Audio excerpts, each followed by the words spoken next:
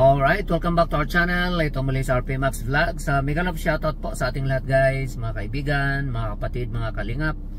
Isang mapagpalang araw po sa ating lahat. Good morning, good afternoon, good evening. Saan man po tayong sulok sa mundong ito. Naway na sa mabuting kalagayan po ang lahat guys sa mga oras na ito. Shoutout din po sa ating ama ng kalingap, Kuya Val Santos Matubang, Kalingap Rob and Atid na Vlogs, mga kasama kong reactors, mga kalingap partners, at sa inyong lahat po guys ay mega love shoutout. Okay? Gusto ko lang pong gawa ng reaction guys. Ito nga pong vlog ni Ria Olarte. Ayan, kahapon. Kung saan may nabanggit po siya, no? Dahil noong sinugod po si Kuya Brooks, sila lang po yung pinayagan, no? Isa po siya sa nakapasok, ika nga, nandoon sila nung si Kuya Brooks nga ay nasa emergency. So ito guys, no, habang nagdadrive tayo, subukan po natin gawa ng reaction itong vlog ni Ria Olarte. Suportahan po natin guys, no, sa mga hindi pa nakasuporta sa kanya, hindi nakasubscribe sa kanya, suportahan po natin. Isa din po yan sa masipag talaga na Kalinga partners. Supposed to be Davao landing pad ambassador, pero mas pinili po niyang nandyan sa Daet dahil siyempre mas maganda po dyan dahil marami ka pong views. Ayun, naintindihan po natin yan guys, kung bakit, no, yung mga lumalayo ika nga ay bumabalik. Kahit naman siguro ako sa situation nila, lalo na po kung mga full time, kasi si Ria nagtrabaho po yan sa Hong Kong guys dati, tapos nag-resign, no, dahil nga po sa sinabi po ni Kuya Val sa kanya na mas mabuti pa na mag full time vlogger ka, at ayun nga po, ginawa po ni Ria, kaya full time vlogger po siya. Ayun. So ito guys, no, bago po natin gawa ng reaction, panoorin muna natin sandali ito. Ito po yun. Alam mo ba Kalingap Dan na naisipan ni Papa mo na i-give up na yung kanyang pagiging vlogger nung nangyari? Bakit? Ano at gusto at na-realize niya na siguro mas mabuti daw na magtrabaho na lang daw siya. So niya tahimik na lang? Oo. Tapos sabi nga niya, nag-usap sila ni Elena na si Elena at saka si Alimio na lang daw maiiwan dito. Bibigyan niya na lang daw ng pera, panggastos habang siya daw nagtatrabaho. Oo, sa Manila. So, kaya nag-ano din kami, ano ka ba Kuya Brooks, no? Alam mo naman sa social media ay ganun talaga ang laro. Buti na lang na nakinig din naman. Marami naman din ba rin kasi mas nagmamahalan, sumusuporta kahit na may maraming bashes. Pero naman pa din naniniwala, nagtitiwala. Pero kung ikaw magdesisyon, mapayag ka ba na si Papa mo ay pahinga muna sa SOCMED at magtrabaho na lang? Ganun din naman pag bumalik siya doon, makakapagod din siya. May stress din. Mamimiss niya pa sila Alimio. O malayo sa pamilya. Dito na lang. Tama. Nandyan ka naman. Kasi na rin naman, 60 na din siguro. Magsi-60. Magsi-60. Tapos, pabalik siya doon sa boss niya. All around din siya doon. Kaya mas mamadagdagan na yung pagod niya dito. Na lang, relax na lang siya doon dito, di ba? Oo. Relax. Tapos, siyempre ito, sariling bahay niya na. Doon sa Manila, di ba, nagre-rent lang sila doon. Kaya dito na lang. Tsaka kumain na sila Tita Elena na dito. Lumipat na dito. Ayun, so narinig po natin guys, sa binanggit po ni Ria Olarte, noong nandoon po sila sa emergency, dumating po si Kuya Brooks sa realization ika nga na mas mabuti pang huminto sa kanyang pagbablog. Okay? So siguro na-realize ni Kuya Brooks na ang pagiging vlogger talagang very stressful. Totoo po yan. Very stressful po talaga ang pagbablog.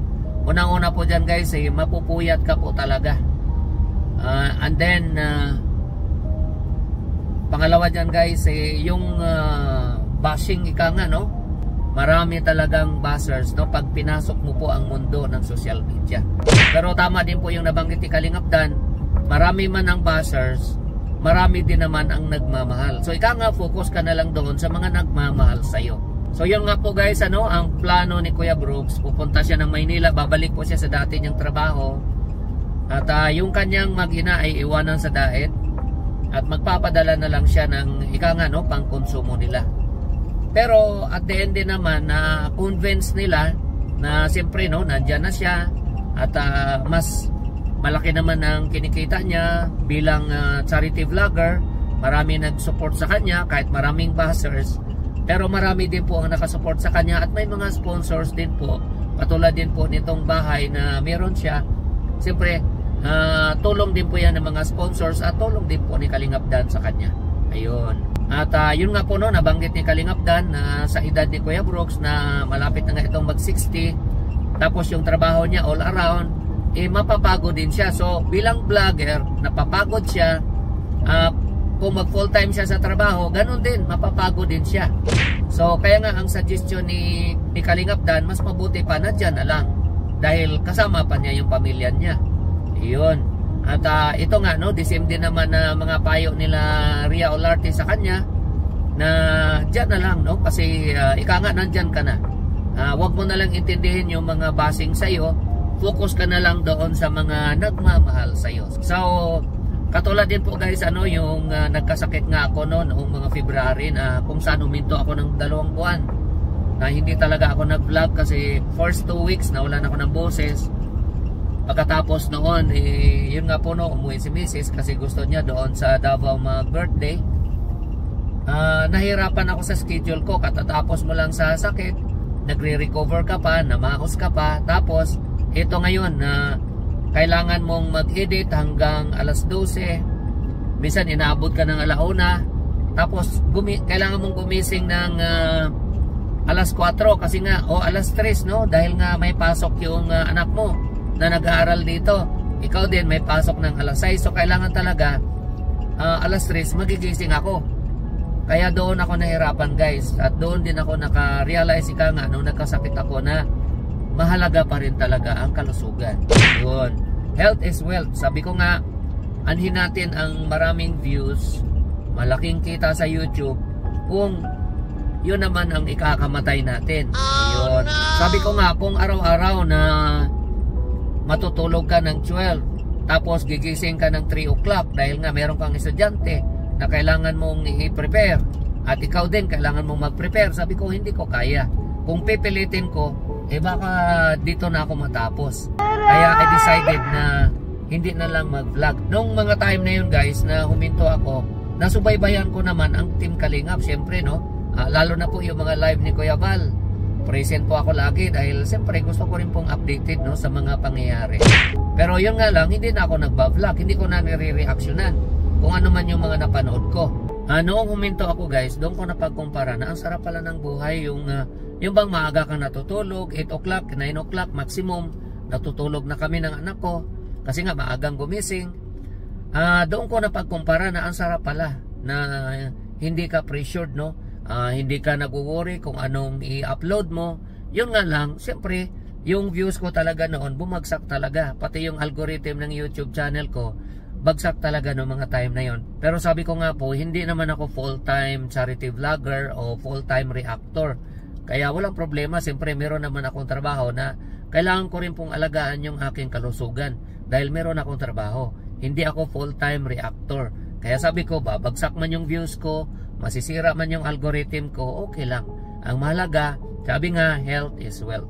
Mahalaga meron tayong buhay at tuloy po ang trabaho natin na yun talagang pinagkukunan natin ng kabuhayan. So yun, so naintindihan ko po guys no, si Kuya Brooks kung bakit dumating po siya sa punto na makapag-isip ika nga na mag-stop sa kanyang vlogging at mag full time na lang sa trabaho, yung dati po niyang trabaho, dahil nga po sa nagkasakit po ito no, yung high blood po.